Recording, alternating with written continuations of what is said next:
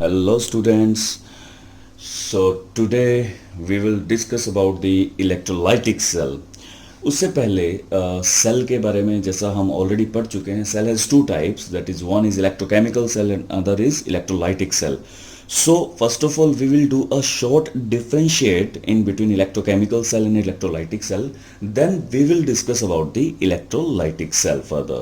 Fine. So here is, we know that cell is of two types, one is electrochemical cell and other is electrolytic cell. So what is happening in the electrochemical cell, which we have already studied so far. So one most important thing is, ये क्या काम करता है, that is chemical energy को convert करता है electrical energy में, ठीक है. And this cell what it will do, ये इसका रिवर्स करेगा. So what is in the reverse order, that electrical energy is converted into the say chemical energy. So मन में ये बात आती है कि क्या हमें इलेक्ट्रिसिटी का यूज करके केमिकल रिएक्शंस करवाना जरूरी है. आप सोचकर हैरान होंगे कि आज तक, यानी कि अप टू 10th क्लास या हमने इससे पहले जितने भी सेल्स किए हैं, हमने केवल और केवल इलेक्ट्रोलाइटिक सेल की जो बात है वो सबसे ज्यादा की है कंपैरेटिवली इलेक्ट्रोकेमिकल सेल की. यस, हमने ये सेल्स ज्यादा यूज किए हैं, डिस्कस किए हैं, ठीक है. उसके अलावा यहाँ पर एक और इम्पोर्टेंट जो पॉइंट है जो हमें देखना है, द वन मोस्ट इम्पोर्टेंट, यहाँ पर हम कोई एक्सटर्नल सोर्स ऑफ वोल्टेज या इलेक्ट्रिसिटी यूज नहीं करते हैं. We do not use any external source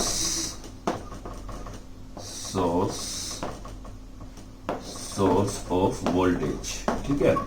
but यहाँ पे वी यूज, यहाँ पर हमें एक इलेक्ट्रिसिटी का एक अलग से सोर्स चाहिए. So we use external source of voltage. यहां पर हम वोल्टेज का एक एक्सटर्नल सोर्स यूज करेंगे, ठीक है. हम ऑलरेडी इसके बारे में एक डिफरेंशिएट कर चुके हैं पहले वाली क्लासेस के अंदर. हमने ये चीज डिस्कस की थी कि ये प्रोसेस स्पॉन्टेनियस होती है, बट इनको करवाने के लिए हमें क्या चाहिए, हमें इलेक्ट्रिसिटी को देना पड़ता है और उसके बाद ये रिएक्शन कैरी फॉरवर्ड होती हैं, ठीक है. उसके बाद यहां पर एक मोस्ट इंपोर्टेंट टर्म यूज होती है इलेक्ट्रोलाइटिक सेल के लिए, दैट इज इलेक्ट्रोलाइसिस. जो हम यहां पर टर्म यूज करते हैं दैट इज इलेक्ट्रोलाइसिस, ठीक है. अब हम थोड़ा सा इलेक्ट्रोलाइसिस के बारे में समझेंगे कि इलेक्ट्रोलाइसिस क्या है और ऐसे कौन कौन से प्लेसेस हैं जहां पर हम इसका इस्तेमाल करते हैं, ठीक है. So here, as we have already discussed about the word electrolysis over here, तो आपने पहले 10th क्लास के अंदर भी ये बात हो चुकी है regarding the electrolysis of water. हमने इलेक्ट्रोलिसिस ऑफ वाटर को डिस्कस किया. इलेक्ट्रोलिसिस ऑफ वाटर एक्चुअली है क्या, या ये वर्ड का मतलब क्या है, इलेक्ट्रोलाइसिस. सी, इलेक्ट्रोलाइसिस ये दो शब्द से मिलकर बना है. One is electro and other one is lysis. Electro is taken from the electricity. ये किससे लिया गया है, इलेक्ट्रिसिटी, या we can say the voltage, electricity, ठीक है. And lysis means to break. हो क्या रहा है एक्चुअली, हम इलेक्ट्रिसिटी की हेल्प से समथिंग इज ब्रेकिंग, हम कुछ तोड़ रहे हैं, यानी कि we are having some important products over here, ठीक है. इलेक्ट्रिसिटी की हेल्प से हमें बहुत सारे प्रोडक्ट्स मिल रहे हैं. फॉर एग्जांपल प्रोडक्ट्स कैसे मिलेंगे वो चीज देखते हैं. अब हम यहाँ पे इलेक्ट्रिसिटी जब पास करते हैं तो ये चीज हमने ऑलरेडी पढ़ी है कि water will getting break down into the, water किस में ब्रेक डाउन होगा, that is 2H positive plus O-2. ये इस चीज के अंदर ब्रेक डाउन हो जाएगा, ठीक है. एंड देयर आर वन, इसको क्या बोलेंगे हम, दिस वन इज से this is cation and this one is anion. वो कैटायन हो जाएगा, ये क्या हो जाएगा, एनायन. और यहां पर जब हम इसको बैटरी के साथ करते हैं, जैसा हमने ऑलरेडी डिस्कस किया कि इस सेल्स के लिए हमें एक्सटर्नल सोर्स ऑफ इलेक्ट्रिसिटी चाहिए, वोल्टेज चाहिए. तो वोल्टेज के दो टर्मिनल्स होंगे, the one is positive terminal, second one is negative. Positive terminal को हम क्या बोलते हैं, दैट इज एनोड. यहां पर उल्टा हो जाएगा and negative terminal is called cathode. ये क्या हो जाएगा, कैथोड हो जाएगा।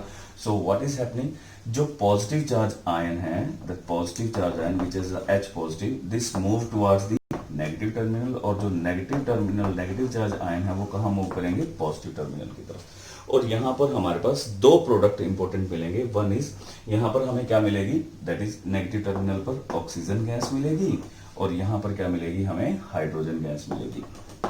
सो by doing these kind of reactions, जो कौन सा सेल बना रही है, this is electrolytic cell. Electrolytic cell हम इस वजह से करवाते हैं ताकि हमें सम इंपॉर्टेंट प्रोडक्ट्स मिले। ये तो सिर्फ वाटर की बात हुई, हम किसी भी कंपाउंड का करा सकते हैं। जैसे NaCl का अगर करवाएंगे तो हमें सोडियम और क्लोरीन मिलती है। तो यहाँ पर जो भी किसी का भी हम इलेक्ट्रोलिसिस करवा रहे हैं, यानी कि हम इलेक्ट्रिसिटी की हेल्प से उसको क्या कर रहे हैं, ब्रेक कर रहे हैं, तो हमें बहुत इंपॉर्टेंट प्रोडक्ट्स मिलते हैं। यहाँ पर एक क्वेश्चन ये भी पूछा जाता है कि कैथोड और एनोड पर कौन कौन सी रिएक्शन होती है। सो वो भी देख लेते हैं। और हमें ये चीज पता है कि कैथोड पर हमेशा क्या होगी, ऑक्सीडेशन होगी। तो एनोड पर हमेशा क्या होगी, ऑक्सीडेशन, एंड कैथोड पर हमेशा क्या होगी, रिडक्शन होगी। सो यहाँ पर रिएक्शन लिख लेते हैं। सो एनोड की क्या रिएक्शन होगी, से ऑक्सीडेशन की, ठीक है।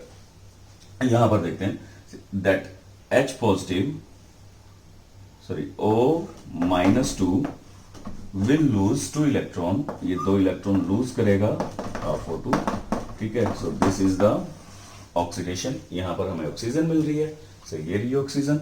और कैथोड पर क्या होगा, कैथोड पर हमें रिडक्शन देखने को मिलेगा। So the reduction process will be like hydrogen is there, 2H positive is there, will take these 2 electron, ये 2 इलेक्ट्रॉन लेगा and converted into the hydrogen gas, ये हाइड्रोजन गैस में कन्वर्ट हो जाएगा। So this is the reaction takes place in the cathode side, and this is reaction takes place in the anode side, ठीक है। यहां पर हमें ऑक्सीजन मिलेगी, यहां पर हमें हाइड्रोजन मिलेगी। So this is the beauty of electrolytic cell, जिसके अंदर इलेक्ट्रोलाइसिस का प्रोसेस होता है। This is the electrolysis process, जो इलेक्ट्रिसिटी की हेल्प से हम क्या करते हैं, ब्रेक करते हैं। अब एग्जांपल के तौर पे, दिस इज फॉर यू, आप इसको करेंगे कि यदि यहां पर NaCl होता तब क्या होता, the process will B same. हाँ, जहां पर हाइड्रोजन है वहां पर हमें सोडियम पॉजिटिव यानी कि Na पॉजिटिव नजर आता, और जहां पर O-2 है वहां पर हमें क्लोरीन नजर आता, और उसके हिसाब से हमें सोडियम और क्लोरीन अलग अलग टर्मिनल पर मिल जाती है एज कंपेयर टू जो हमने यहाँ पर एनोड और कैथोड की रिएक्शन देखी है। So this is the beauty of the electrolysis, और we can say this cell which we have made right now, इसको भी एक सेल ही बोलेंगे, ठीक है। इलेक्ट्रिसिटी की हेल्प से we are doing some chemical reaction, से केमिकल रिएक्शन हो रही हैं। So by the help of this हम डिफरेंट प्रोडक्ट्स, इंपॉर्टेंट प्रोडक्ट्स लेते हैं, ठीक है। So now we will discuss about the quantitative aspect of electrolysis and Faraday's laws, ठीक है। अब हम समझेंगे कि क्वांटिटेटिव एस्पेक्ट क्या था इलेक्ट्रोलिसिस का। Quantitative means quantity, it is taken from the quantity. So quantitative aspect of electrolysis क्या था, what we are doing in the electrolysis. हम इलेक्ट्रोलिसिस में कर क्या रहे हैं, हम बेसिकली एक काम कर रहे हैं कि हम करंट पास कर रहे हैं, और करंट पास करके हम प्रोडक्ट्स ले रहे हैं, ठीक है। तो ध्यान रखिएगा। सो ये रिलेशनशिप दैट इज क्वांटिटेटिव, कि कितना क्वांटिटी हमें मिलेगा प्रोडक्ट का जब हम उसके अंदर से करंट को पास करेंगे। सो इसके बीच में जो रिलेशनशिप दिया गया वो किसने दिया, फैराडे ने।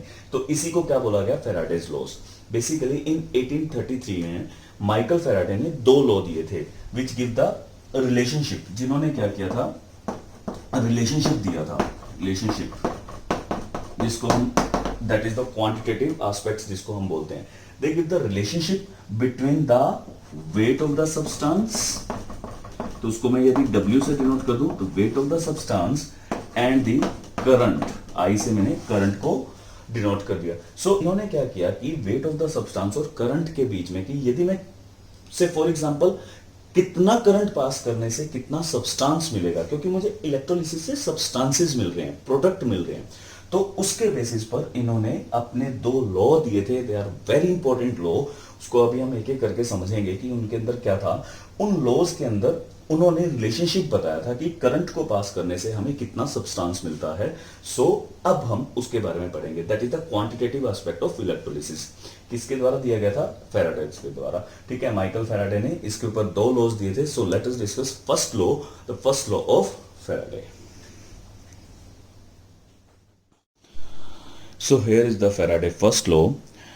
According to this law, the mass of any substance deposited or liberated at any electrode is directly proportional to the quantity of electricity passed through the electrolyte, sorry. ठीक है, इसके अकॉर्डिंगली क्या है कि द मास, हमको क्या मिल रहा है? मास मिल रहा है किसका? सब्सटेंस का, जिसकी हम इलेक्ट्रोलिसिस कर रहे हैं। सो this is the process of electrolysis, जिसके अंदर हमने क्या किया? इलेक्ट्रोड्स के इंसर्ट कर दिया और वहां से हमने उसको थ्रू टर्मिनल से कनेक्ट कर दिया, बैटरी से कनेक्ट कर दिया। सो this is positive, this is negative, और कोई भी सब्सटेंस है यहाँ पे। सो हमें क्या मिल रहा है? एनोड और कैथोड पर हमें डिफरेंट डिफरेंट सब्सटेंसेस मिल रहे हैं। सो उसी की बात हो रही है, that is the weight of the substance या मास ऑफ द सब्सटेंस। तो mass of the substance, the mass of any substance deposited और लिबरेटेड एट एनी इलेक्ट्रोड, जो किसी भी इलेक्ट्रोड के ऊपर जो डिपॉजिट हो रहा है, से जैसे हमने लास्ट मोमेंट पर किया था, ऑक्सीजन और हाइड्रोजन जो यहाँ पर लिबरेट हो रहे हैं।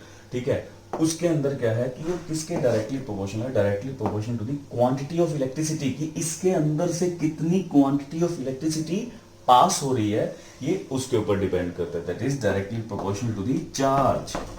ठीक है, कि उसके अंदर से चार्ज कितना फ्लो कर रहा है, क्यों कितना चार्ज फ्लो कर रहा है, ये उसके ऊपर डिपेंड करता है। क्लियर है?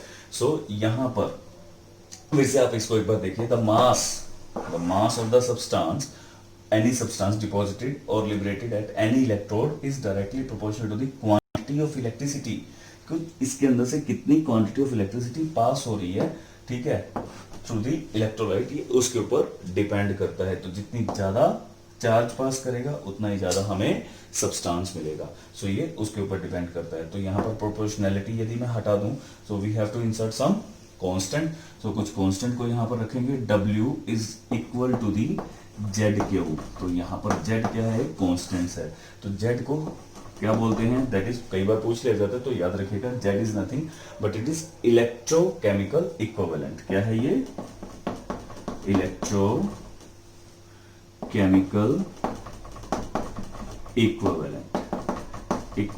ठीक है, that is the electrochemical equivalent. तो याद रखनी है ये बात, that is W is equal to Z cube.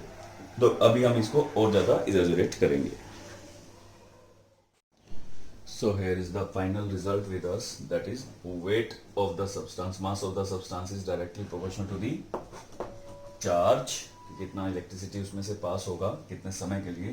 So the mass of the substance is equal to the Z, where Z is the, as I told you, that is electrochemical equivalent। ठीक है, that is electrochemical equivalent.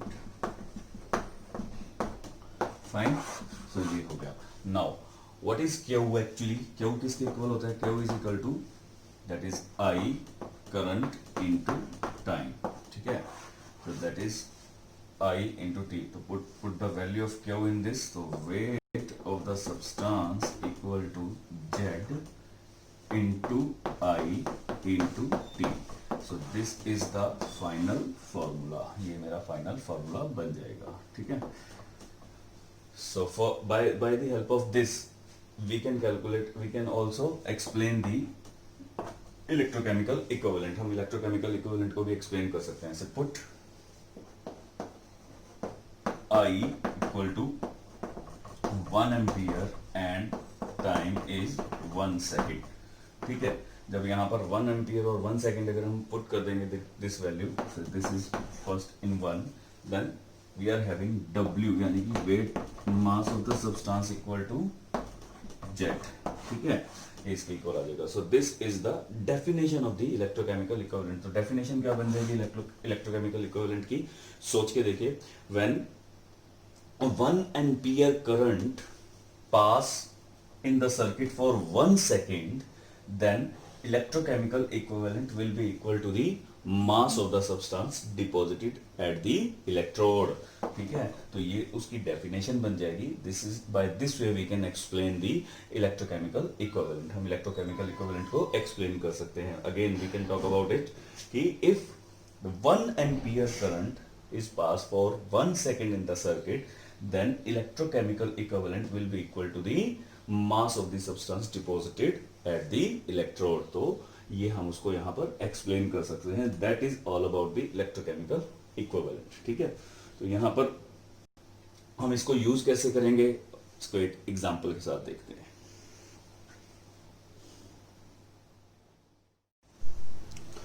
Now, as we have already discussed about the electrochemical equivalent, so electrochemical equivalent will be, so Z equal to the weight of the substance, mass of the substance when current is 1 ampere and time is 1 second। ठीक है, जब 1 second के लिए current pass होगा, वह 1 ampere का current pass होगा for 1 second, then the equivalent electrochemical equivalent will be equal to the mass of the substance deposited at the electrode। ठीक है, now what is Z की वैल्यू यदि मुझे निकालनी है, so this is the direct way we can calculate the value of the Z, that is equivalent mass of the substance divided by Faraday constant। ठीक है, Faraday constant। so this is the way we can calculate the value of Z। what is the Faraday constant? Faraday constant is F, the value of Faraday constant is 96500 coulomb। ठीक है, so we can calculate it from here। so now we can have a numerical, एक numerical से इसको solve करते हैं और इन चीजों का use करते हैं, the thing will become more clear। So here is the sample problem। A solution of copper sulfate is electrolyzed। copper sulfate का एक solution है, इसको electrolyzed किया गया है for 10 minutes। So time is given with a current of 1.5 ampere। हमें current I given है। What is the mass of copper deposit? हमसे पूछा गया कि copper का mass कितना deposit होगा at cathode, cathode पर कितना copper का mass deposit होगा। So first of all हमें चीजें जो given है, हम एक बार उसको लिखते हैं। That is the proper way। हमें time given है और हमें करंट गिवन है। ठीक है, what is time? Time is 10 minute converted into the second. इसको सेकंड में कन्वर्ट कर लीजिए, so that will become 600 second. ठीक है, तो फर्स्ट ऑफ ऑल हमें ये गिवन है। दूसरा हमें करंट गिवन है, current is I is 1.5 ampere, हमें करंट गिवन है। ठीक है, और हमें कुछ नहीं गिवन है। हमें अब Z की वैल्यू निकालनी है, तो फॉर द फॉर्मूला हमें पता है कि मास ऑफ द सब्सटेंस किसके इक्वल होता है, Z इंटू आई इंटू टी। ठीक है, हमें I की बना है, हमें T की बना है। यदि मुझे Z की वैल्यू पता लग जाए तो मैं इसको सॉल्व कर सकता हूँ। What is Z? Z मैंने आपको बताया था, Z is equivalent mass of the substance. Copper चाहिए, कॉपर का इक्वलेंट मास कितना रहेगा, दैट इज 63.5 उसका मोलिकुलर मास डिवाइडेड बाय उसका वैलेंसी। इसका वैलेंसी क्या रहेगा, कॉपर की वैलेंसी होती है +2, याद रखिए कॉपर हैज दी +2 वैलेंसी, और उसका मास क्या होता है 63.5। ठीक है, ये उसका मास हो गया। सो इक्वलेंट मास कैसे निकालते हैं? Equivalent mass that is atomic mass divided by valency factor, that is the valency factor. तो इसका एटॉमिक मास 63.5 और वैलेंसी फैक्टर क्या है 2 है, तो डिवाइडेड बाय 2 कर देंगे। हो गया इसका equivalent mass, multiply by Faraday constant. What is Faraday constant? That is 696,500। सो ये मेरे पास Z की वैल्यू आ गई। सो मुझे Z की वैल्यू भी पता है, मुझे I भी पता है, मुझे T भी पता है। पुट इट, इसको पुट कर देते हैं और देखते हैं कि हमारा रिजल्ट क्या आता है। सो here I am just clear all the things।